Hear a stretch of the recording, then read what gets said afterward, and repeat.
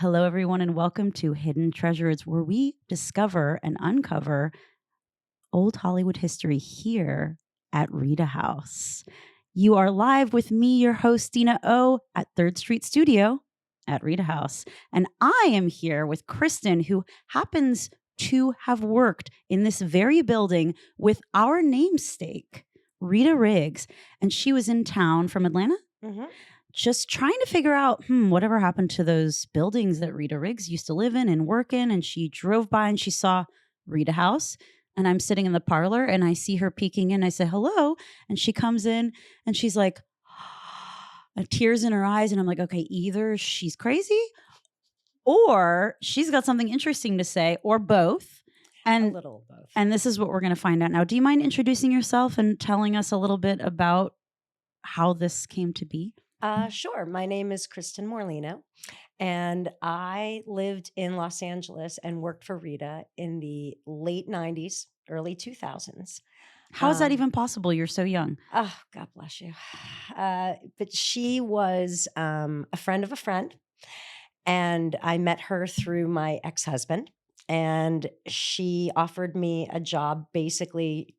I think Rita did this for many, many years. She would hire people who weren't working to come and work for her, do things around the loft, anything that she needed. And so she hired me. And Quick insert. Rita Riggs, for those of you who don't know, was a costume designer. Rita was a very accomplished costume designer. And you are a costume supervisor. I am a costume supervisor and have now been in the business for over almost 30 years now. I saw your IMDb. You've been around the block. I've done a lot of stuff. Yeah. But Rita, for those of you who don't know, Rita, her first job, I believe, was Psycho. Mm-hmm. Uncredited. Yeah, exactly. And she worked for Edith Head for many years. And Psycho is a Hitchcock film, if you're not aware. Yes. And she actually was a supervisor, but it was different at the time. The titles were different, but she really designed a lot of what Edith Head was doing. Mm-hmm. So Rita ended up being a designer in her own right. She did An Officer and a Gentleman. She did O Giorgio. I mean, An Officer and a Gentleman was an Academy Award winning movie. Mm-hmm. She then went on to do most of Norman Lear's shows in the 80s. And she would tell me how she would drive from studio to studio to studio because they were all filmed on different lots.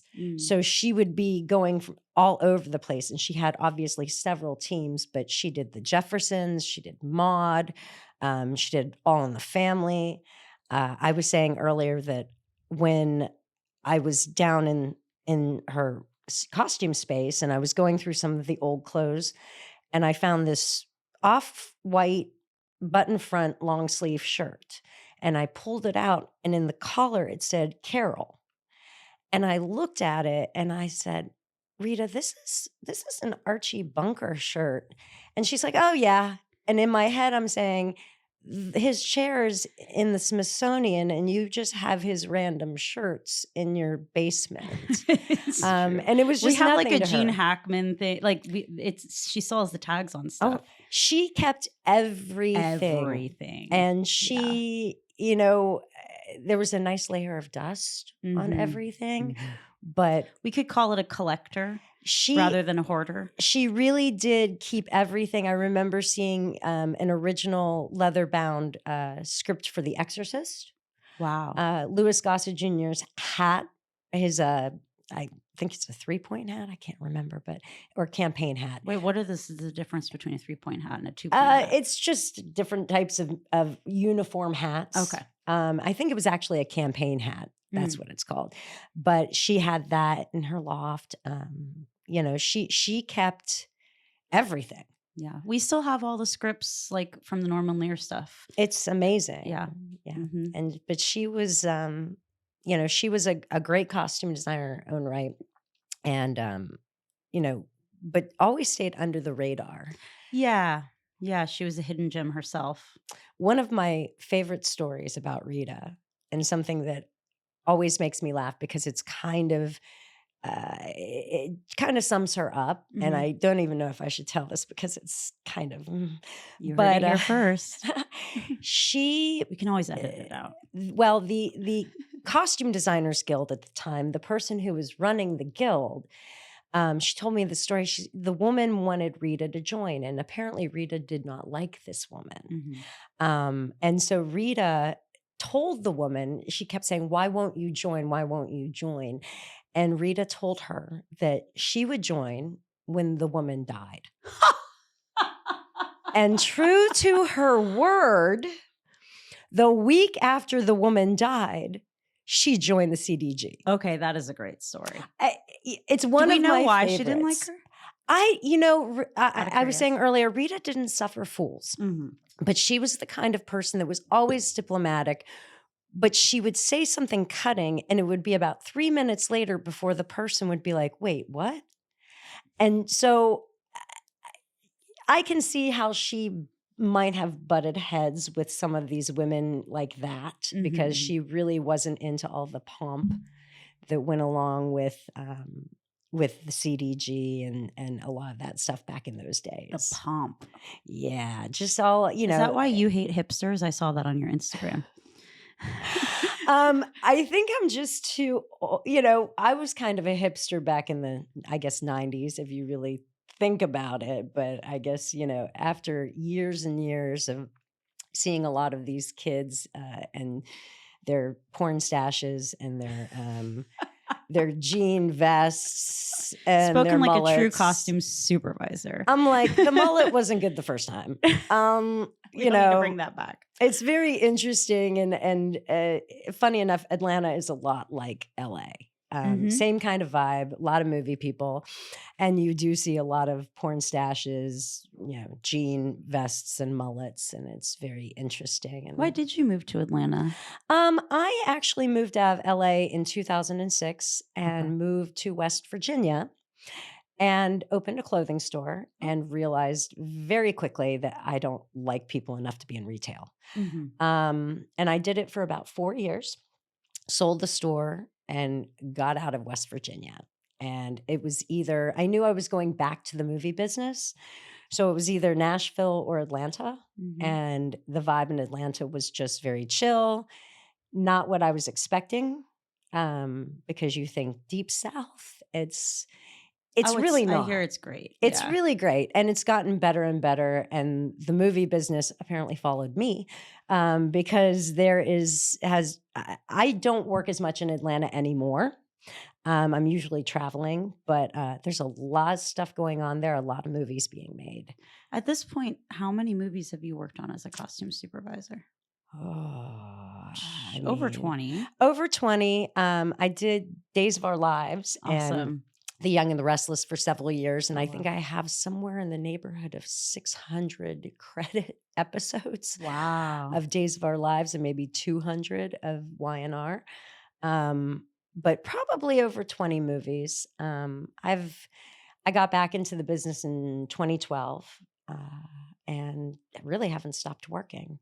That's awesome. Yeah. And you are here in LA because there's a premiere? Yes. For a movie you worked on? Yes. Okay. Can you tell us about that?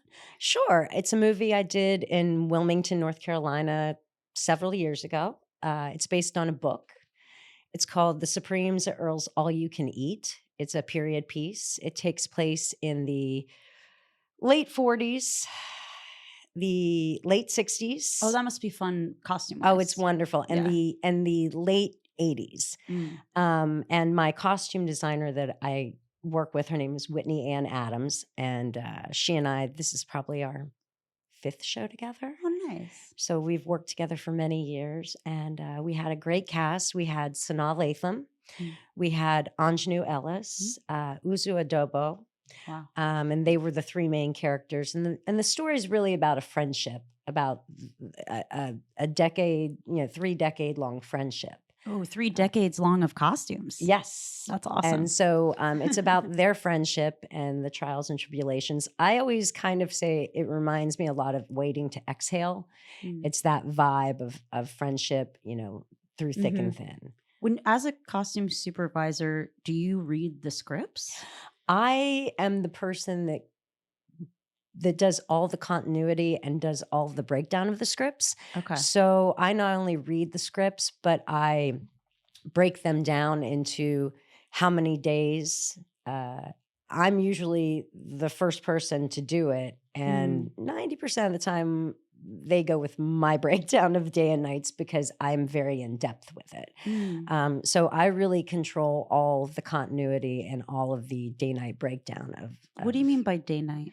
Like, when a movie starts, if it's a day and then it goes to a night and then it goes to the next day. Yeah. So it would be like day one, night one, night or day two, night two.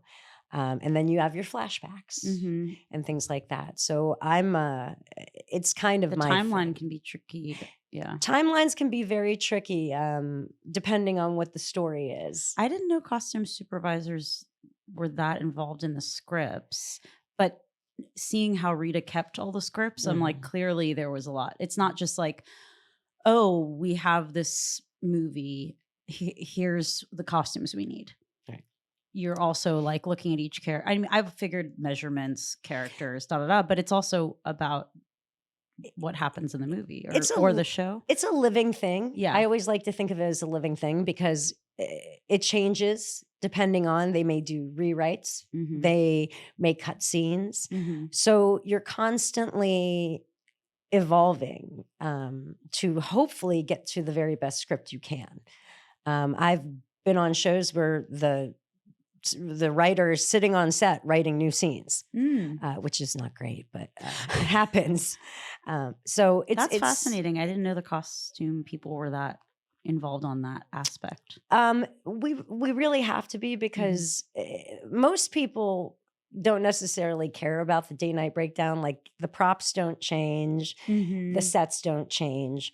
But if you have a day and then a night and then another day, you have to make sure you have the costumes, different costumes to make it look like a different day. Other way, it looks like they slept over or there was a walk of shame or whatever. Right.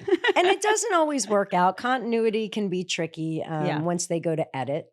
But you hope that it all works out in the end. That's very interesting. I want to bring it back to Rita. What would you say you learned from her? And I know it's more than one thing because we've talked a little bit before. She taught me a lot about my job, but I think more than anything, Rita taught me about who I want to be. And she is and has always been my role model for who I want to be in my life because Rita, she loved what she did. She was very passionate about it.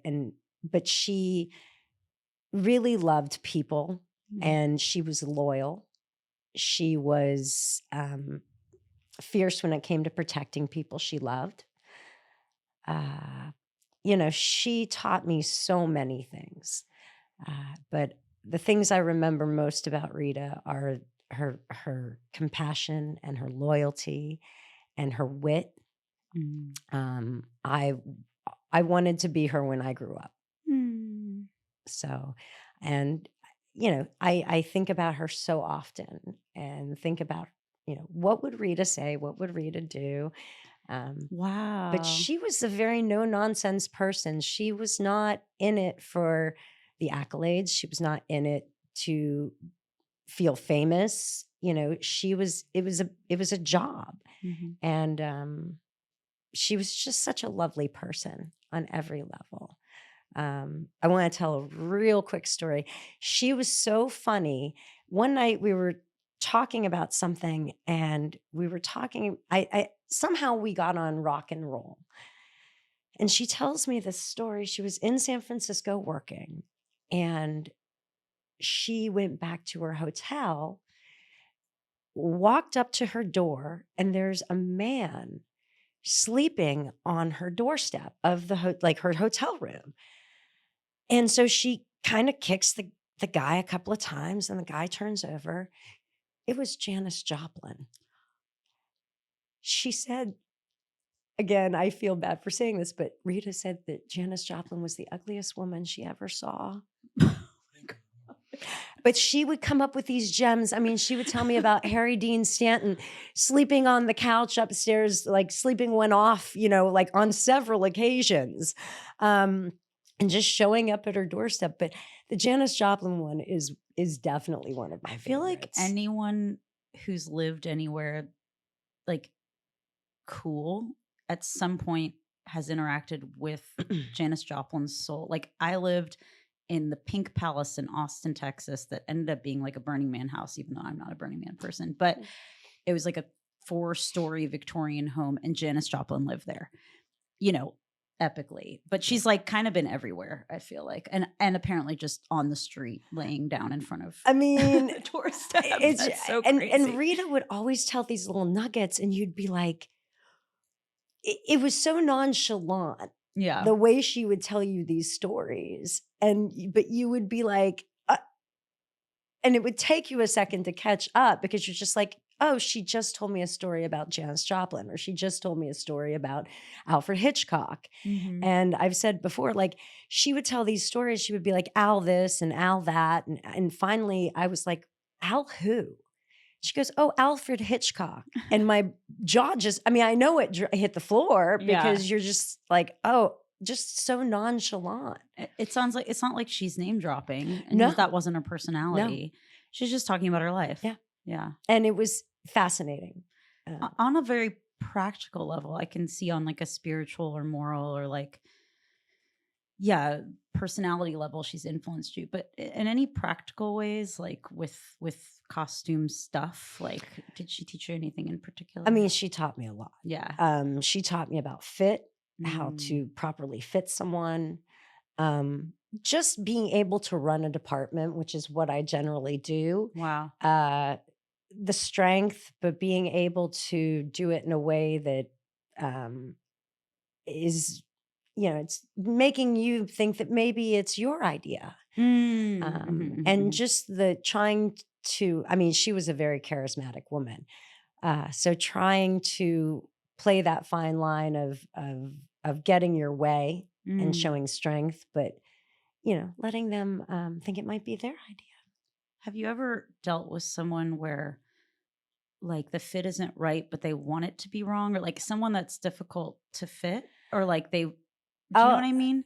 Okay. So the hardest demographic, shall we say, to fit are women over 45. I could see that. And I understand that. Yeah. But it can be very difficult because, as we all know, as we grow older, we become less visible. And so for a lot of actresses, it's one thing for someone like me who doesn't have to look at her 20-year-old self on a camera, on a movie screen. Yeah. It's very hard for actresses. So a lot of times they're the hardest demographic.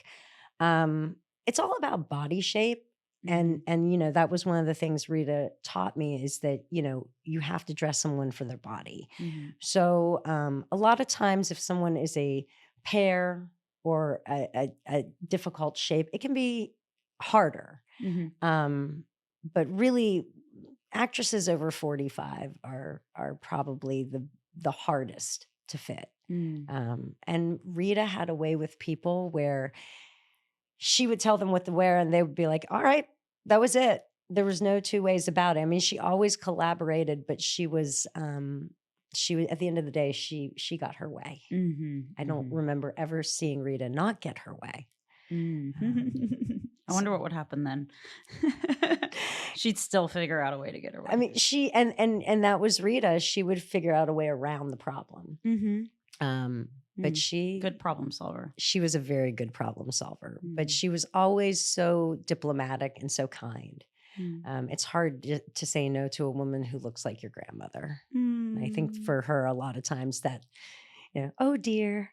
And it's like she was very, very aware of how to get what she needed to get. And that's, I mean, wasn't that long ago, but still, I think a lot has changed for women in the industry. Yes. So I do think like being a woman and being able to express yourself and get what you want is always hard. But I imagine in those times a little bit harder. I mean, I think that Rita had to be have a spine of steel to work for Edith Head, Oh. because the stories about Edith Head, just in general, are she was a perfectionist. So obviously Rita had a spine of steel, but I think Rita also understood that, especially in those days for women, being able to go around the problem was sometimes easier than going through it, because she was still the little lady, you know. And things have changed dramatically. I mean, even in the years I've been in the business. How many years? I've been doing this since 96. Okay. So almost 30 years. Almost 30 years. Wow. Yeah. So That's amazing.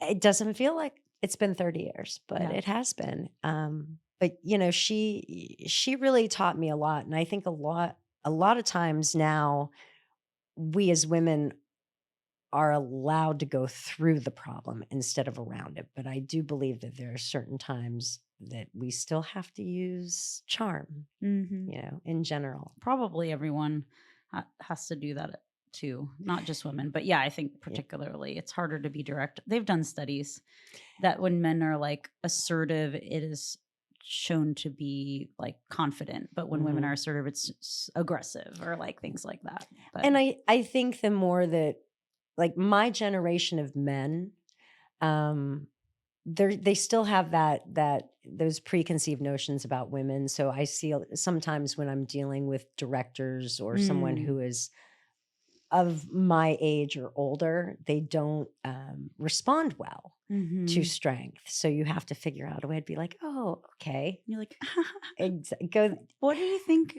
Great idea. Exactly. And Yeah. I tell the girls who work for me, I'm like, read the room. Yeah. Read the room. And if you want what you want, then figure out Adjust how to get it. accordingly. And, you know, you don't have to act like an airhead. You just maybe have to smile when you ask. And it sounds horrible because you want to believe that you should be able to say directly to someone, but Hollywood is still a white rich dude domain. Yeah. It's changing, and I think that's wonderful. My director of the movie that I'm going to the premiere of is an African American woman. And so we see more of it now, but you know, unfortunately, the people at the top of the food chain are still mainly male and white. Yeah. It changes the dynamic for sure. But it's better than it was when I started. Good. Yeah.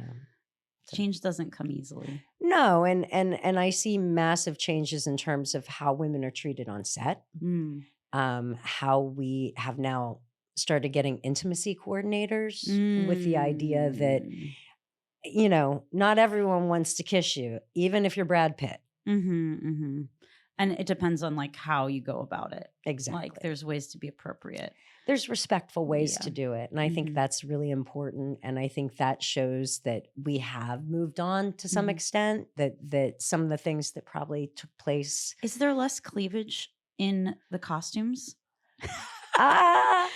You know, I love cleavage. Don't get me wrong. I'm just curious. Styles have changed. And I think it just really depends on the actress. Yeah. Some of these ladies have fantastic boobs. I know. Let's not hide them. You know, but I see a lot of younger women who are going for the more relaxed, baggy look. You don't see it the way you saw it in, like, let's say the 90s and 2000s.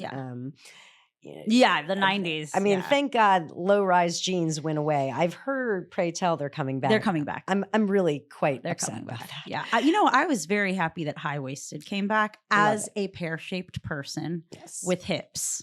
I'm all about the high-waisted. I love the high waist. Yeah. It hides a myriad of flaws. You know, I would like to say that it doesn't hide my flaws. It enhances my gorgeous waistline and shows off my big hips.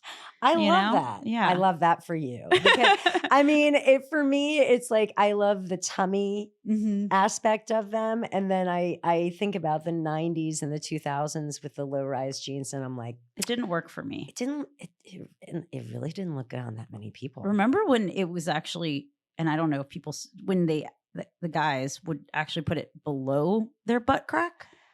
Lolo? Yeah, I still Lolo? see that on occasion. Yeah. It's not a great look.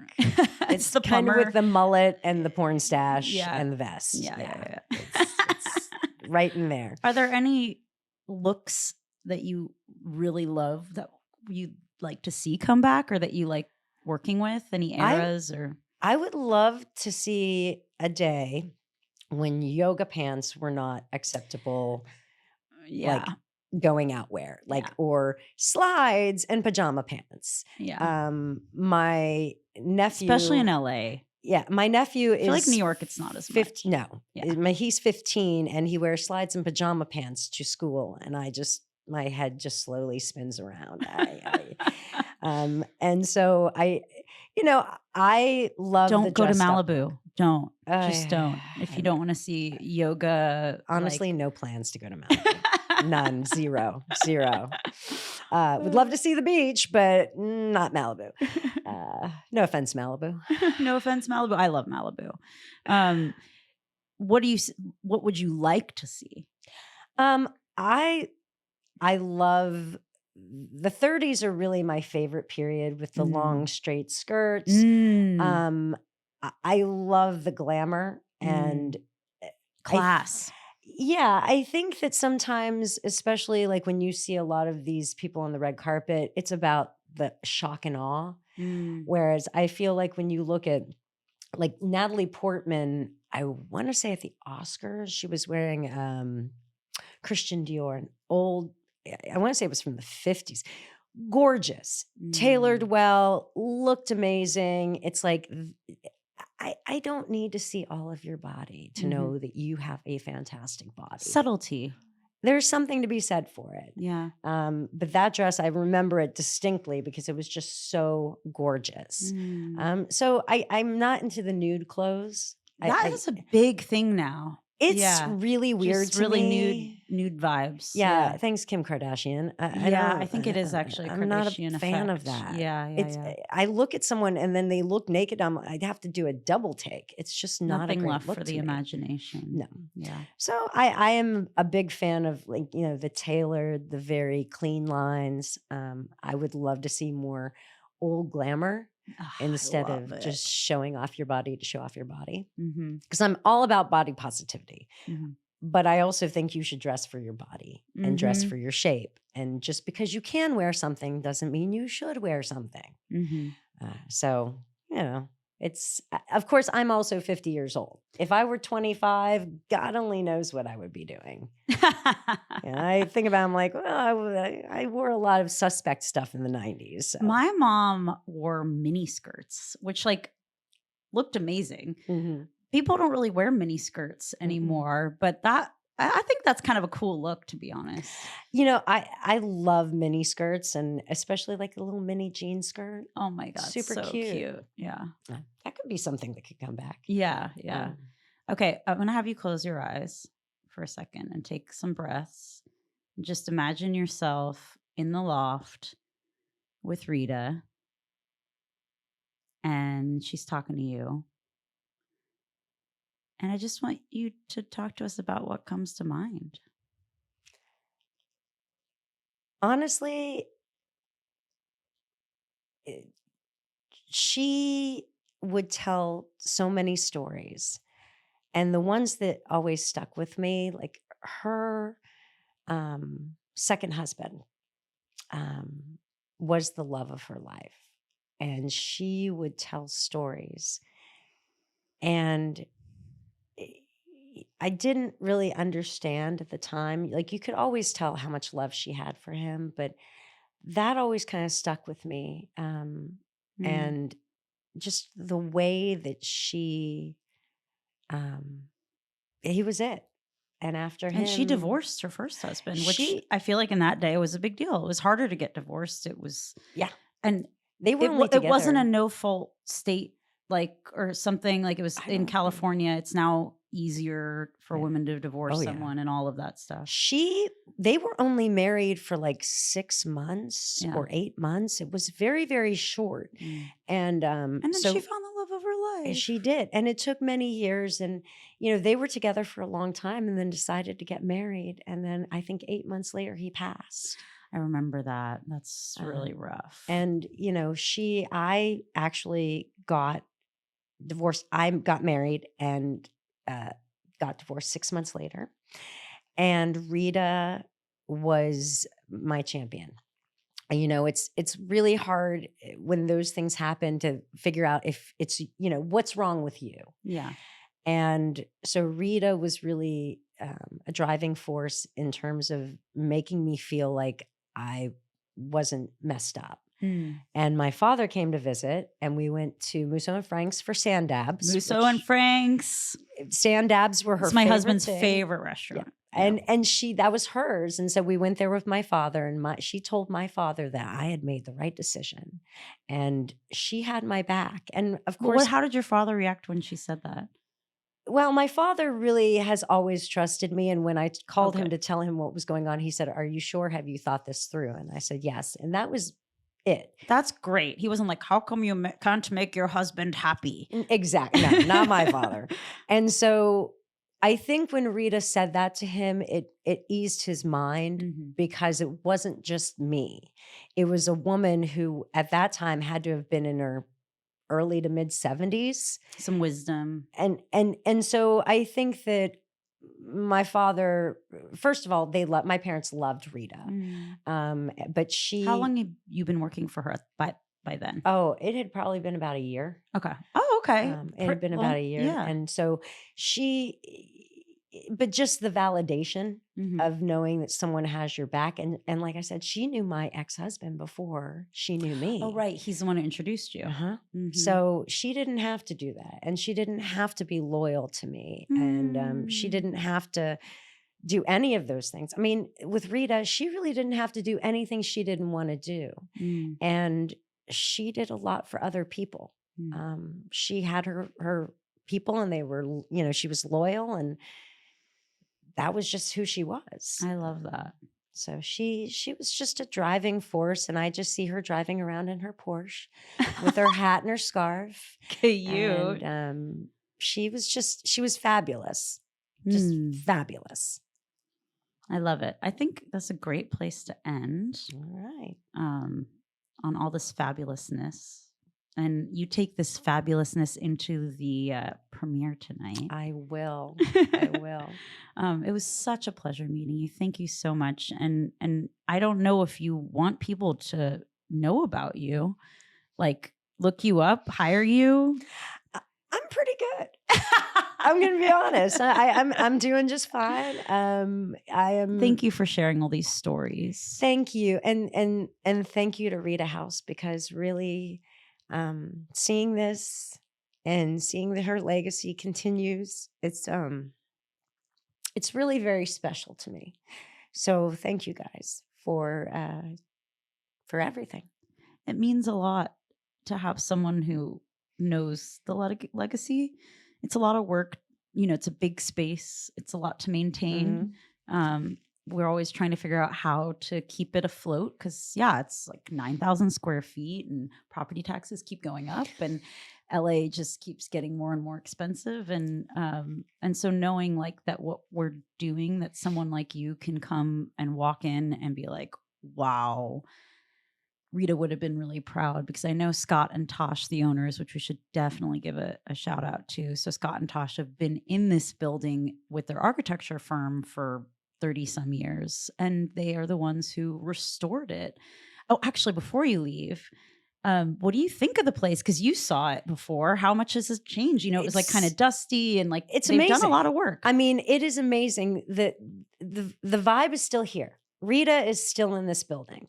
You can feel it, but everything, it's amazing looking. I love that they've kept a lot of the original flooring. They're very into keeping original and sustainability. I know it was a little rough because I know that this building probably didn't get a lot of love for many, many years. So I know that I think Rita was hyper focused on what she was doing, but not as much in her surroundings. It sounds like, we'll say it politely. I mean, her house was the same, you know, and just a lot of dust and it was just things mess, really to her. Hoarding kind of vibe. Yeah.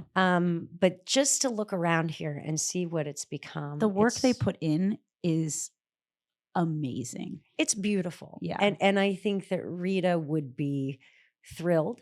I think that she would love it. That it's become a space that can be used for so many different things and bring communities together. And I think that she would just love that. I love that. When you walked in and looked around, I was like, oh, she's been here before, like a long time ago. I Yeah. felt that immediately. So we appreciate you coming back and visit us next time you're in LA. I will. Thank you so much right. for having me. Thank you. See you later.